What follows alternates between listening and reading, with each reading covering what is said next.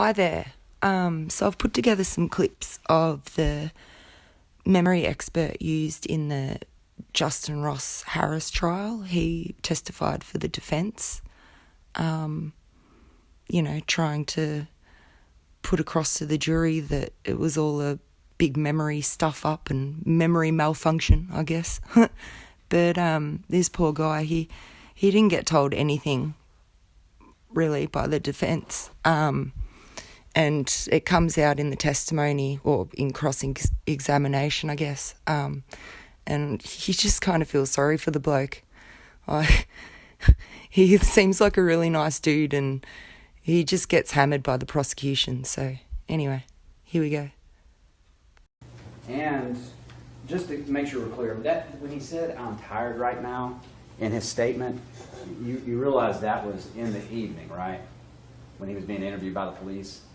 I didn't read the timestamp. Okay, well, if the child was in the car all day, and it was after work that he pulled the child out, then he had to go to the police department and then gave a statement, that's way, way, way, way, way later than 9:25 a.m. when he locked or closed the door on his child. You would agree with that? So saying "I'm tired," that was almost 12 hours later, possibly.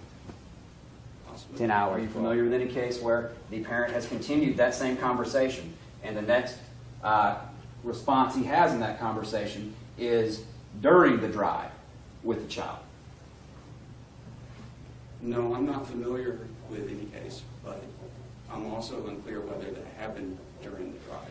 Okay. That's what we talked about this morning. Right. And if the time frame is that message was sent at 9:24, and that was during the time between the time the defendant left Chick-fil-A and the time the defendant arrived and got out of his car, that's what I'm talking about. Then you would not be familiar with that, correct? That you've ever seen that? No, I would not be familiar with that. I've never seen that before. You're aware the defendant knew full well that they do not follow up on that the daycare does not call when a child is absent. Were you aware the defendant full well knew that's kind of how they operated? No, I wasn't aware of that. Okay. Those are things you would want to know coming into this, correct? For good or ill, for whatever importance it has, you would want to have all that information, correct? I would want as much information as I could get relevant to what it was that I was going to be talking about, yes. Looking at all those of the 3 days leading up to June 18th, you would agree if those times are correct, he actually got more sleep on the 18th than he did on those other nights. Yeah, absolutely. I mean, I thought he was had one night of less sleep, but it looks like he had multiple nights of not sleeping as well. So he actually got more sleep than usual on the night of the 18th.